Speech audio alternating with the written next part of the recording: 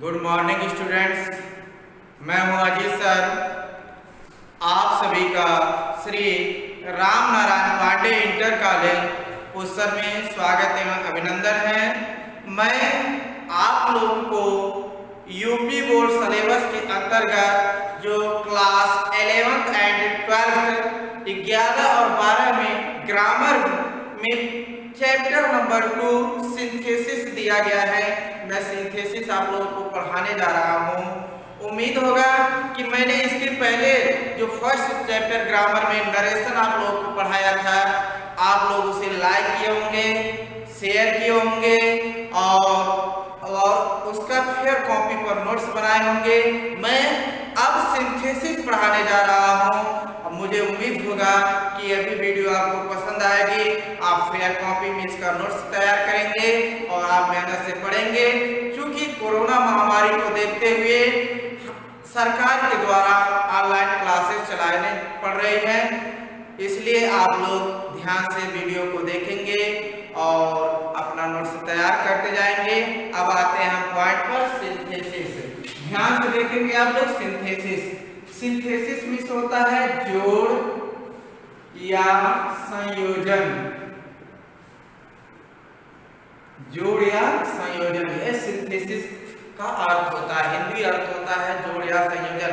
मतलब दो या दो से अधिक वाक्यों को एक में जोड़ देना या मिला देना, वह क्या कहलाता है? सिंथेसिस कहलाता है।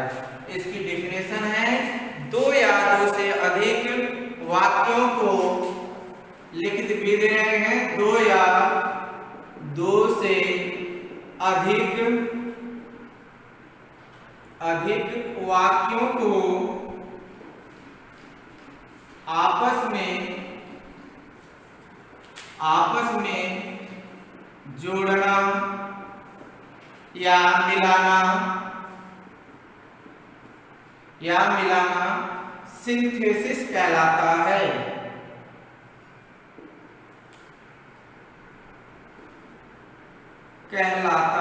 सिंथेसिस कहलाता है। अब इसकी डेफिनेशन फिर से एक बार आप लोगों को क्लियर कर दे रहे हैं। दो या दो से अधिक वाक्यों को या सेंटेंसेज को जोड़ना या एक ही में कन्वर्ट कर देना, मिला देना, वह सिंथेसिस कहलाता है। अब सिंथेसिस के अनुसार वाक्य तीन प्रकार के होते हैं। जैसा कि मैंने आप लोगों को जब नरेशन बताया था, तो उस नरेशन के अंतर्गत वाक्य 5 प्रकार के थे। 5 प्रकार के वाक्य आपने पढ़ा था। अब उस सिंथेसिस के अनुसार आप 3 प्रकार के वाक्यों को पढ़ेंगे। पहला आपका आता है सिंपल सेंटेंस।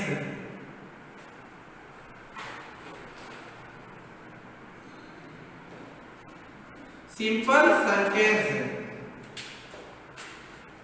साधारण वाक्य। नंबर 2 आता है कंपाउंड सेंटेंस।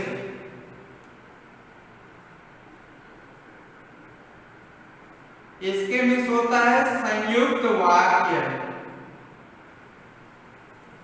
और आपका तीसरा आता है कॉम्प्लेक्स सेंटेंस। इसके मतलब होता है मिश्रित वाक्य। इस तरह से सिंथेसिस के अनुसार 3 प्रकार के सेंटेंस बनाए जाएंगे। 3 प्रकार के सेंटेंस मैंने, एक सिंपल सेंटेंस, एक कंपाउंड सेंटेंस, एक कॉम्प्लेक्स सेंटेंस, इन तीनों सेंटेंस के बारे में यहाँ लिखा है। अब इन तीनों का क्या नियम होता है, क्या रूल होता है, कैसे आपस में दो या दो से अधिक सेंटेंस को जोड़ेंगे, मिलाएंगे, कैसे देखेंगे, इसको अब एक एक करके ध्यान से आप लोग देखेंगे। अगर कोई भी दिक्कत या परेशानी होती है, आप तुरंत हमारे कमेंट बॉक्स में लिख करके सेंड करेंगे, उसका निराकरण किया जाएगा। और एक बार थोड़ा सा और रिवीजन आप लोगों को कर दे रहे हैं। इसके पहले जब मैंने आप लोगों को नरेशन पढ़ाया था, तो नरेशन में 5 प्रकार के वाक्य मैंने आप लोगों को बताया था, जिसमें था पहला असर्टिव सेंटेंस था, दूसरा इंट्रोगेटिव सेंटेंस था, तीसरा इंपरेटिव सेंटेंस था, चौथा आपका एक्सक्लेमेटरी सेंटेंस था, पांचवा आपका ऑप्टेटिव सेंटेंस था। वह नरेशन के अनुसार था। लेकिन अब सिंथेसिस के अनुसार अब 3 प्रकार के हमें वाक्यों को पढ़ना है। सिंपल सेंटेंस, साधारण वाक्य, कंपाउंड सेंटेंस, संयुक्त वाक्य, कॉम्प्लेक्स सेंटेंस, मिश्रित वाक्य। ये 3 प्रकार के सेंटेंस आप लोगों को पढ़ना है। अब आते हैं हम नंबर 1 सिंपल सेंटेंस पर। अब सिंपल सेंटेंस को कैसे बनाएंगे? सिंपल सेंटेंस में 2 या 2 से अधिक सिंपल सेंटेंस को जोड़ करके एक नया सिंपल सेंटेंस तैयार करेंगे। इसमें 2 या 2 से अधिक सिंपल सेंटेंस को जोड़ करके एक नया सिंपल सेंटेंस तैयार करेंगे। इसे बनाने के लिए हमें 8 प्रकार के नियमों का पालन करना होगा। सिंपल सेंटेंस को बनाने के लिए हमें 8 प्रकार के नियमों का पालन करना होगा। अब हम एक एक नियम देखेंगे और आप लोग इसे ध्यान से देखेंगे, समझेंगे और इसका आप लोग नोट्स बनाते रहेंगे। देखते हैं अब सिंथेसिस में सिंपल सेंटेंस। सिंपल सेंटेंस में मैंने 8 विधियों को, 8 नियमों को बताया कि इसमें 8 रूल्स बनाए जाएंगे, तैयार किए जाएंगे। इस 8 रूल्स के अंतर्गत 2 या 2 से अधिक सेंटेंस को आपस में जोड़ा जाएगा। अब कैसे? अब इसमें 8 में नंबर 1 आपका आता है पार्टिसिपल। पार्टिसिपल, पार्टिसिपल का प्रयोग नंबर 1 आता है, पार्टिसिपल का प्रयोग। ध्यान से आप लोग देखेंगे पार्टिसिपल का प्रयोग। ये सिंपल सेंटेंस के अंतर्गत है। जो 8 नियम मैंने बताया कि इसमें 8 नियम का पालन करना है, तो उसमें नंबर 1 आता है आपका पार्टिसिपल का प्रयोग। अब आते हैं पार्टिसिपल होता क्या है, इसे हम कैसे बनाते हैं, इसके बारे में आप लोग ध्यान से देखेंगे। पार्टिसिपल वह शब्द होता है जो वर्ब प्लस एडजेक्टिव, जो वर्ब और एडजेक्टिव दोनों का काम करता है, वो हमारा पार्टिसिपल कहलाता है। पार्टिसिपल किसे कहते हैं? वह जो वर्ब और एडजेक्टिव दोनों का काम करे, वो हमारा पार्टिसिपल कहलाता है। अब पार्टिसिपल के 3 भाग होते हैं। अब इसके भी 3 पार्ट हो जाते हैं, 3 भाग हो जाते हैं। अब देखेंगे कौन कौन से हैं।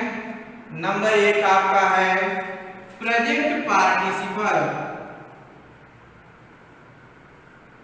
Present participle.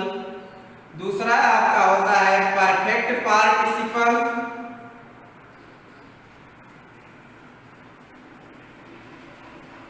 तीसरा आपका होता है past participle.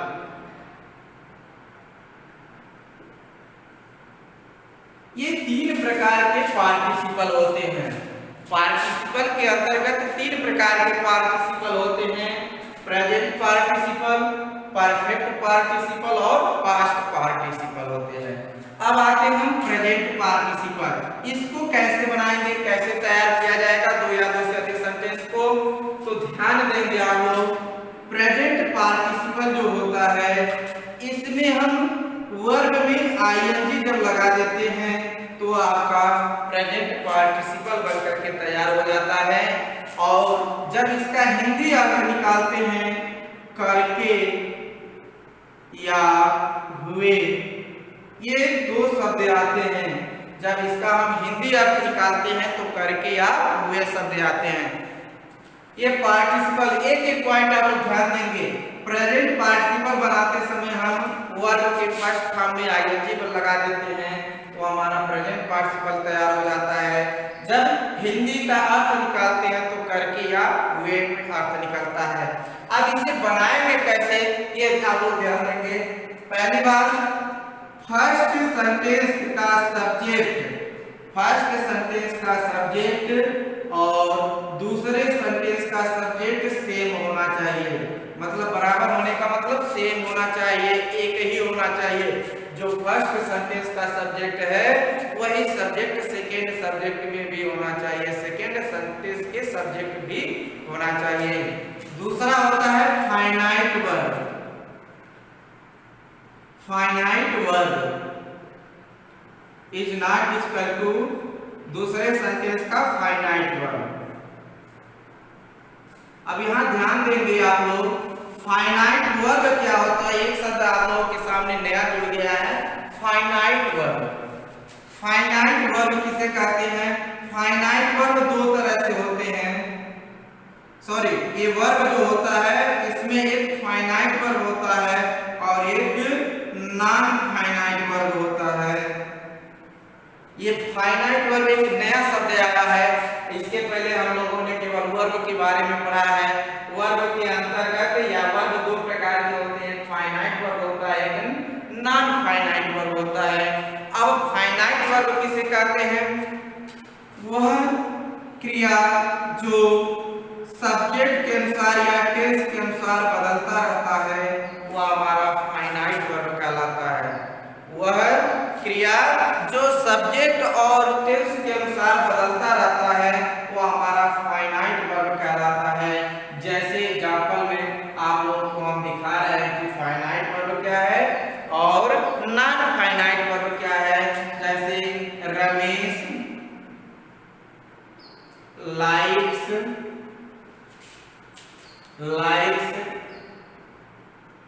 to sing the TV।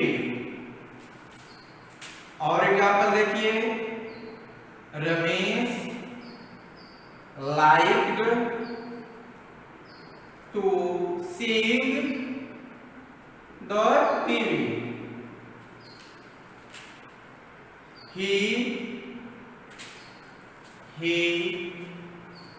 was liking to seeing the TV। इस तरह से आप थोड़ा सा ध्यान देंगे, यहाँ पर लाइक्स हो गया है, यहाँ पर लाइक हो गया है, यहाँ पर लाइकिंग हो गया है। ये देखिए टेंस और सब्जेक्ट के अनुसार अपने आप को परिवर्तित कर दे रहा है, अपने आप को बदल ले रहा है, तो यह हमारा फाइनाइट वर्ब हो गया। ये कौन सा हो गया? फाइनाइट वर्ब हो गया। और वह वर्ब जो अपने आप को किसी भी रूप में परिवर्तित नहीं करता है, वो हमारा नॉन फाइनाइट वर्ब कहलाता है। जैसे देखिए इन तीनों सेंटेंस में से का प्रयोग किया गया है, कहीं भी चेंज नहीं किया गया है। अर्थात कहने का मतलब वह है कि वह वर्ब जो अपने आप को परिवर्तित न करता हो, वह हमारा नॉन फाइनाइट वर्ब होता है। और वह वर्ब जो अपने सब्जेक्ट के अनुसार और टेंस के अनुसार अपने रूप को बदल लेता है, परिवर्तित कर लेता है, वह हमारा फाइनाइट वर्ब कहलाता है। अब यही ध्यान देना है कि दोनों सेंटेंस के फाइनाइट वर्ब अलग अलग होने चाहिए, एक नहीं होने चाहिए। ध्यान देना है, दोनों के फाइनाइट वर्ब अलग अलग होने चाहिए, एक नहीं होने चाहिए। अब इसमें जो टाइम इंटरवल होता है, समय अंतराल, टाइम इंटरवल, समय अंतराल 0 होना चाहिए, 0 के बराबर होना चाहिए। कहने का मतलब एक कार्य समाप्त न हो कि दूसरा कार्य शुरू हो जाना चाहिए। इसमें समय अंतराल एकदम 0 होना चाहिए, 0 होना चाहिए। और ध्यान देंगे, अब हम प्रेजेंट पार्टिसिपल किसको बनाएंगे, किस वाले सेंटेंस को बनाएंगे, इसको भी आप लोग ध्यान देंगे। प्रेजेंट पार्टिसिपल हम उस सेंटेंस को बनाएंगे जिसमें कार्य पहले होता है, जिसमें कार्य पहले होगा, उस कार्य वाले सेंटेंस को हम प्रेजेंट पार्टिसिपल में बदल देते हैं। मतलब कहने का मतलब है पहले वाले कार्य को प्रेजेंट पार्टिसिपल में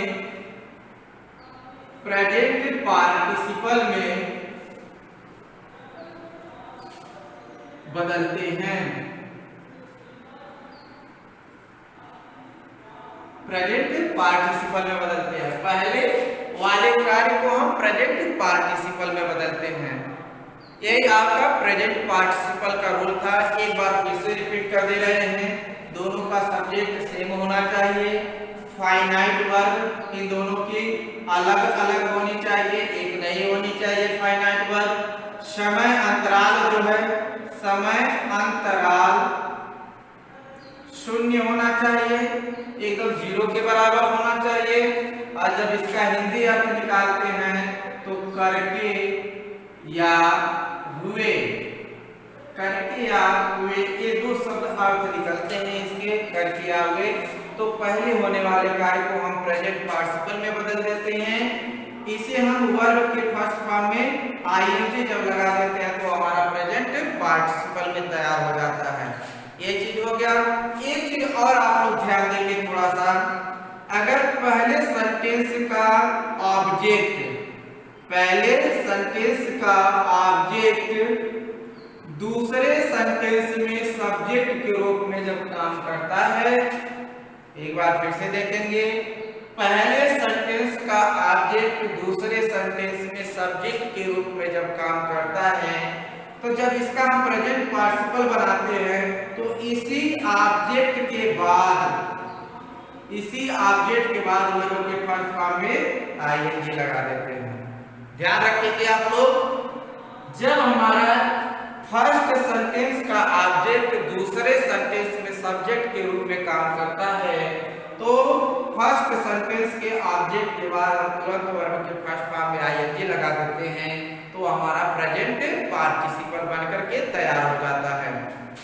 इस तरह से और एक चीज और ध्यान देंगे, अगर हमारा पहले होने वाले कार्य में, पहले होने वाले कार्य में वर्ब टू बी आया हो तो अर्थात it and are was where, ये हमारे वर्ब टू बी के होते हैं। अगर ये आया हो तो इनके जगह पर हम बीइंग का यूज कर देते हैं, इसके जगह पर क्या करते हैं, बीइंग का यूज कर देते हैं। इस तरह से आपका ये प्रेजेंट पार्टिसिपल का रूल है। अब हम एग्जाम्पल के माध्यम से समझेंगे, जब एग्जाम्पल के माध्यम से समझेंगे तो आपको समझने में कोई दिक्कत नहीं होगी, कोई परेशानी नहीं होगी। अब हम आते हैं एग्जाम्पल के माध्यम से देखते हैं। इसके पहले मैंने जितना भी नियम बताया है प्रेजेंट पार्टिसिपल में, मुझे उम्मीद होगा कि आप लोग इसे ध्यान से इस वीडियो को देखेंगे और अपने फेयर कॉपी में इसका नोट्स बनाएंगे। अगर कोई भी दिक्कत परेशानी होती है तो आप हमारे कमेंट बॉक्स में जरूर लिखेंगे। देखिए, जैसे अब एग्जाम्पल हम आप लोगों को बताने जा रहे हैं, समझाने जा रहे हैं। सेपरेट, सेपरेट मीन्स होता है अलग अलग, बाकी जो रहेंगे, जैसे आई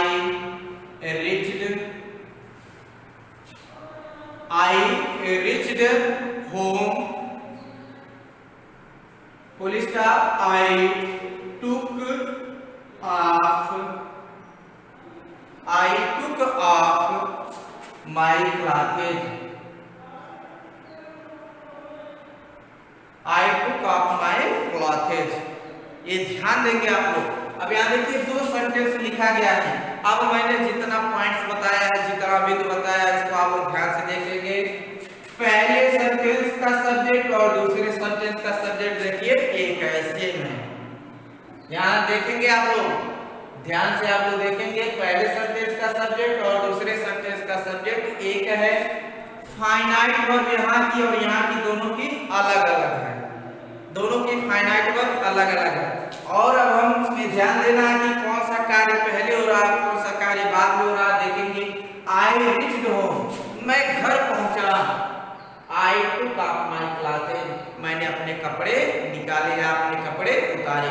तो ये जब पहले घर पहुंचा तभी तो अपना कपड़ा निकाला है, तो ये कार्य पहले हो रहा है। तो पहले होने वाले कार्य के वर्ब के फर्स्ट फॉर्म में हम आईएनजी लगा देते हैं, तो हमारा प्रेजेंट पार्टिसिपल बनकर के तैयार हो जाता है। तो यहाँ वर्ब हमारा है रिच्ड लिखा गया है, तो वर्ब के फर्स्ट फॉर्म में क्या हो जाएगा, रीचिंग होम। अब यहाँ पर कॉमा लगाएंगे, इसको कंबाइन कर रहे हैं, कंबाइन, ठीक है। कंबाइन मीन्स होता है जोड़ना, एक में मिलाना।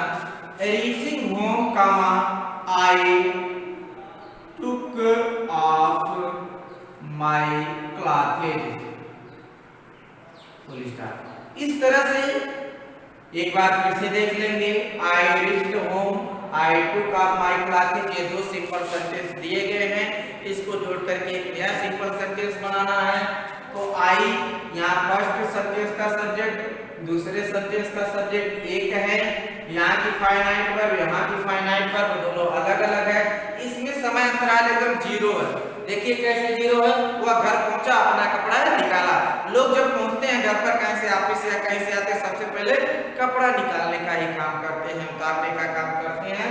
तो वहाँ का जो समय अंतराल होता है बहुत कम होता है, अर्थात जीरो के बराबर होता है।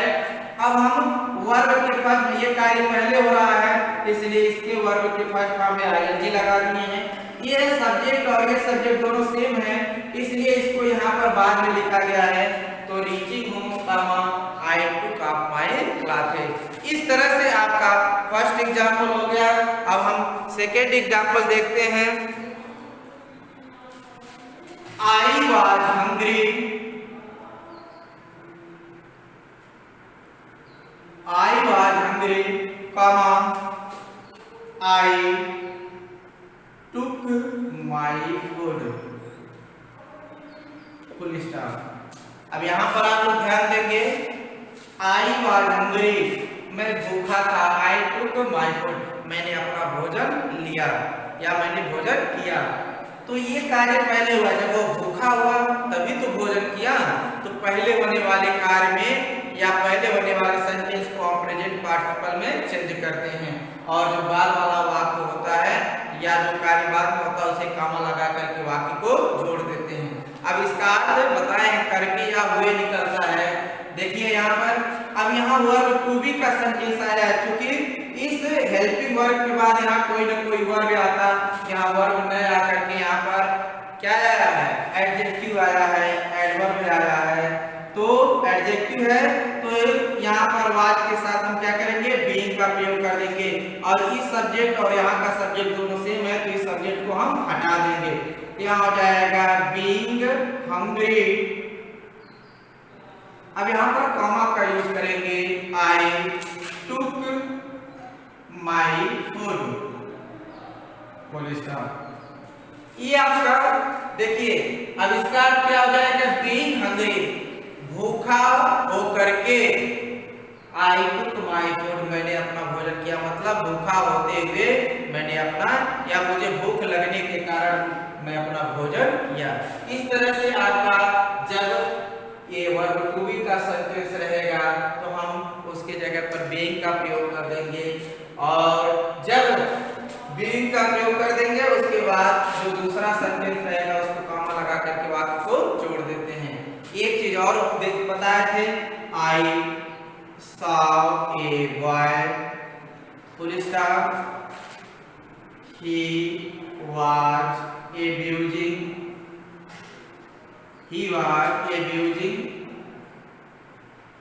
to anyone, full stop। अब यहाँ ध्यान देंगे, आई saw a boy, मैंने एक लड़का देखा, he was abusing to anyone, वह किसी को गाली दे रहा था। अब यहाँ पर आई saw a boy भी बताए थे, यदि फर्स्ट सेंटेंस का ऑब्जेक्ट दूसरे सेंटेंस में सब्जेक्ट के रूप में काम करता है तो इसी फर्स्ट ऑब्जेक्ट जो पहले फर्स्ट सेंटेंस का ऑब्जेक्ट होता है इसी के बाद हम वर्ब के फर्स्ट फॉर्म में आईएनजी लगा देते हैं तो आपका प्रेजेंट पार्टिसिपल बन जाता है। देखिए यहाँ बॉय की ही बात हो रही है कि मैंने एक लड़का देखा, वह लड़का किसी को गाली दे रहा था। तो यहाँ पर इस बॉय के लिए ही यहाँ पर ही का प्रयोग किया गया है। तो पहले लिखेंगे आई saw a boy।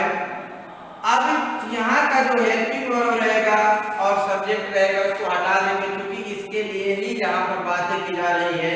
अब यहाँ पर आईएनजी ऑलरेडी लगा हुआ है तो यहाँ पर abusing to anyone, full stop. इस तरह से आपका प्रेजेंट पार्टिसिपल बनकर के तैयार हो गया। अब हम कल नेक्स्ट वीडियो में आपको परफेक्ट पार्टिसिपल और पास्ट पार्टिसिपल पढ़ाएंगे आप लोगों को। मुझे उम्मीद होगा उसके अंतर्गत जो पार्टिसिपल होते हैं, 3 पार्टिसिपल होते हैं, प्रेजेंट पार्टिसिपल होता है, पास्ट पार्टिसिपल होता है, परफेक्ट पार्टिसिपल होता है। तो मैंने प्रेजेंट पार्टिसिपल आप लोगों को पढ़ाया, ये वीडियो आपको पसंद आएगी। ये क्लास 11th और क्लास 12th दोनों क्लास के बच्चों के लिए है।